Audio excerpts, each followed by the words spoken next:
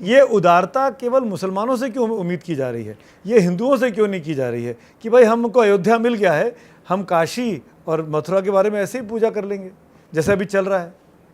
ये उदारता हम आप क्यों नहीं दिखा पाए? समाज से उदारता की अपेक्षा इसलिए नहीं करनी चाहिए क्योंकि वो तो समाज ही उदार है, उसका तो कोई चिन्ह ही नहीं है। तिलक चोटी वाला भी हिंदू है, बिना तिलक चोटी का भी हिंदू है, ना उसको बैप्टाइज किया जाता है और ना उसकी सुन्नत होती है, वो तो जन्मना हिंदू है। वो माँ की संतान से, अगर हिंदू पिता और हिंदू माता की संतान से उसने जन्म लिया है तो वो हिंदू है और वसुधैव कुटुंबकम को मानता है, वो तो है ही उदार।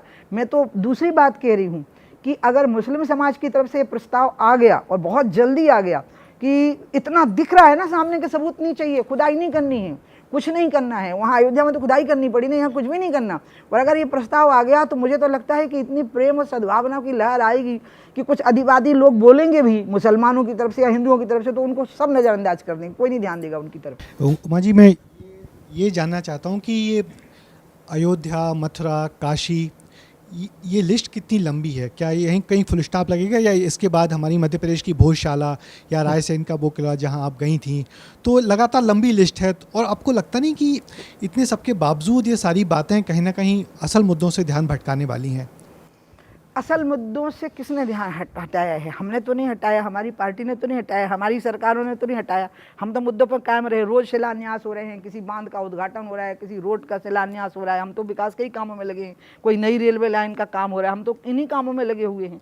अब ये जो बातें आप बता रहे हो तो ये तो एक सच्चाई है कि दुनिया में कई देश ऐसे हैं जिनके देशों के ही धर्म बदल गए। तो यहाँ पर भी हमने शुरू से ही हमलावरों को झेला है और बहुत पहले से झेला हुआ है। और एक तो हम जब थे ही नहीं, पैदा ही नहीं हुए थे लगभग, तब समाधान हुआ है सोमनाथ के मंदिर का। तो समाधानों की श्रृंखला पहले से चली है, हमारे समय से चली है, ऐसा नहीं है ना। तब तो नेहरू जी प्रधानमंत्री थे, राजेंद्र प्रसाद जी राष्ट्रपति थे, तब पहला समाधान हुआ है सोमनाथ के मंदिर का।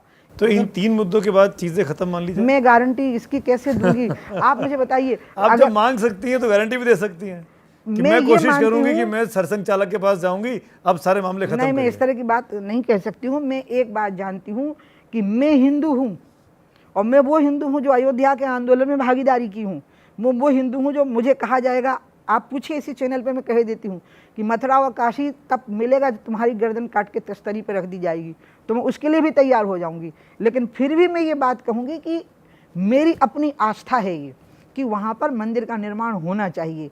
और अगर ऐसा होने का प्रस्ताव मुस्लिम समाज की तरफ से आ गया तो मैं स्वयं उनके सामने बहुत प्रसन्न हो जाऊंगी, उनका बहुत सम्मान करूंगी, उनका बहुत अभिनंदन करूंगी। तो मैं चाहती हूं कि इस देश के मुसलमान और मौलवी ये समझें कि मेरे अयोध्या, मथुरा, काशी भी मेरे लिए पवित्र हैं, मेरे रामकृष्ण शिव मेरे लिए बहुत पवित्र हैं। हम दोनों एक दूसरे की इस भावना का सम्मान करें। उमा जी, आपने बताया कि 91 में पार्लियामेंट के अंदर भी आपने वर्शिप एक्ट का विरोध किया था, तो आपने विरोध में बोला था। नहीं, मैंने उसमें संशोधन की मांग की थी, मथुरा और काशी को इसमें जोड़ लीजिए अयोध्या के साथ। जब बात आई थी एक सेकंड की अयोध्या को हम एग्जम्प्ट करें, क्योंकि वो तो रिकॉर्ड में दर्ज है ना मेरा भाषण, उसमें शायद मैं ही मेन स्पीकर थी उस पर। तो इसलिए मैंने तब भी यही आग्रह किया था सरकार से, नरसिंह राव जी की सरकार थी, कि इसमें आप मथुरा काशी और जोड़ लीजिए तो बहुत अच्छा हो जाएगा, भविष्य में बहुत शांति रहेगी। तो क्या अभी आज के जो हालात हैं उसमें आप ये चाहती हैं कि इस एक्ट में बदलाव हो, और क्या आप सरकार से इसकी मांग करेंगी? सरकार हमारी है जी, जितना मैं समझती हूँ इन बातों को, सरकार में बैठे हुए लोग उससे और बेहतर तरीके से समझते हैं। और इसमें मांग करने की कोई ज़रूरत ही नहीं है, क्योंकि ये बात इतनी साफ और स्पष्ट है कि इसमें किससे मांग करनी हो, क्यों मांग करनी है। तो बदलाव होगा, बदलाव होगा। अब क्या स्थितियां बनती हैं इसके बारे में मैं स्टेटमेंट भी नहीं दे सकती, मैं गवर्नमेंट की प्रवक्ता भी नहीं हूँ।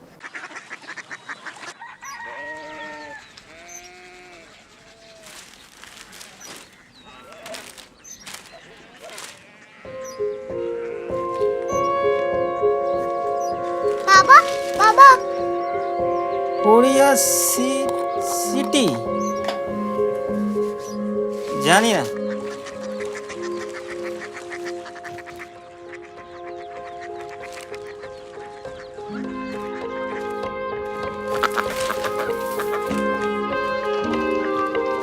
Korea city? हाँ।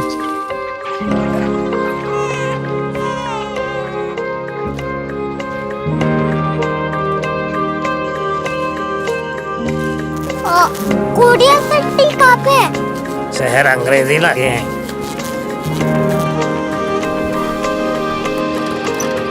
Korea city.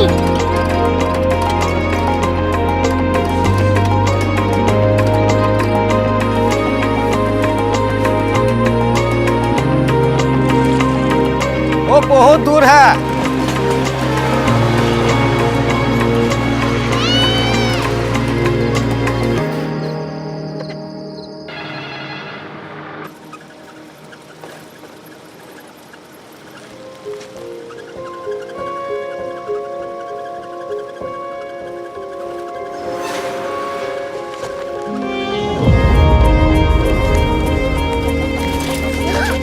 Korea city.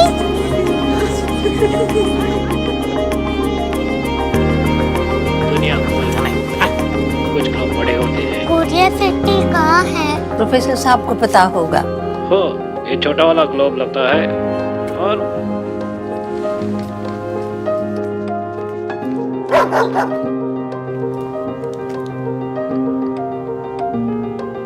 पता नहीं, मेरी बेटी से जाके मिल लो, शायद उसे मालूम हो।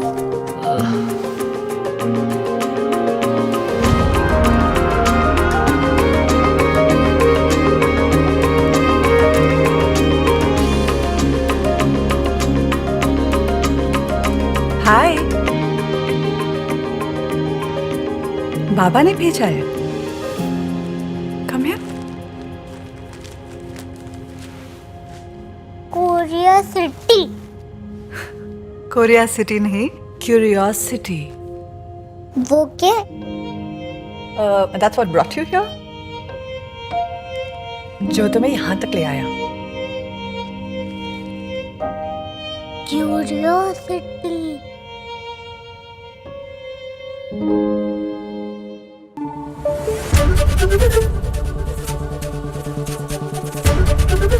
एबीपी न्यूज आपको रखे आगे।